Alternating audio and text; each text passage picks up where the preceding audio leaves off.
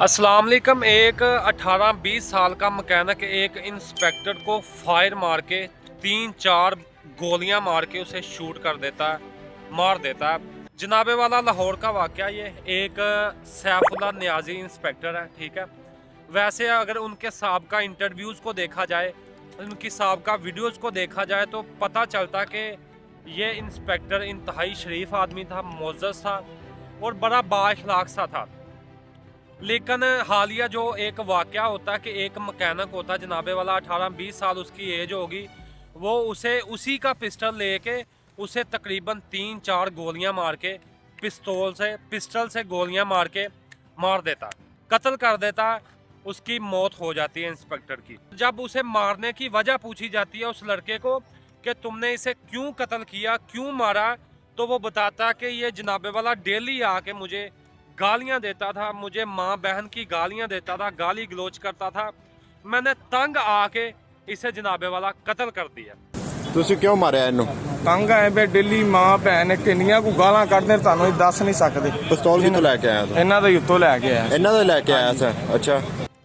अब इस तस्वीर के दो रुख हो सकते हैं, ठीक है। एक तो ये कि हो सकता है, वाकई हो सकता है कि सैफुल्लाह इंस्पेक्टर नियाज़ी उसे गालियां देता हो, तो जनाबे वाला उसने रोज़ के इस जंजल से तंग आके जनाबे वाला गालियां सुनने की बजाय उसने कहा मैंने इसका काम ही तमाम कर दिया, तो जनाबे वाला उसने उसे मार दिया।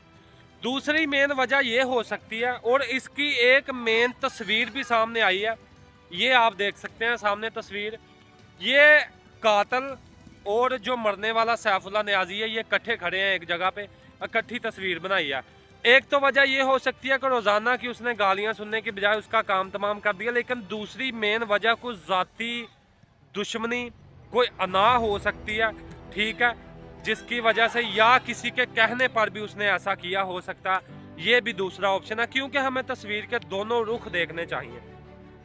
अगर तो सैफुल्लाह नियाज़ी उसे वाकई गालियां देता था तो ये इंतहाई बुरी बात है, ठीक है। किसी की तजलील और इज्जत नफ्स पे वार नहीं करना चाहिए। अगर तो ये है तो फिर शायद लड़के ने जो किया उसके मुताबिक वो ठीक हो, जो उसे लगा उसने कर दिया। दूसरी चीज़, अगर आफ्टर इन्वेस्टिगेशन ये चीज़ सामने आएगी, अभी तो FIR हो गई उसके खिलाफ, जनाबे वाला आफ्टर इन्वेस्टिगेशन पता चलेगा कि असल वजह क्या थी, इस लड़के ने इंस्पेक्टर सैफुल्लाह नियाज़ी को क्यों मारा, ठीक है।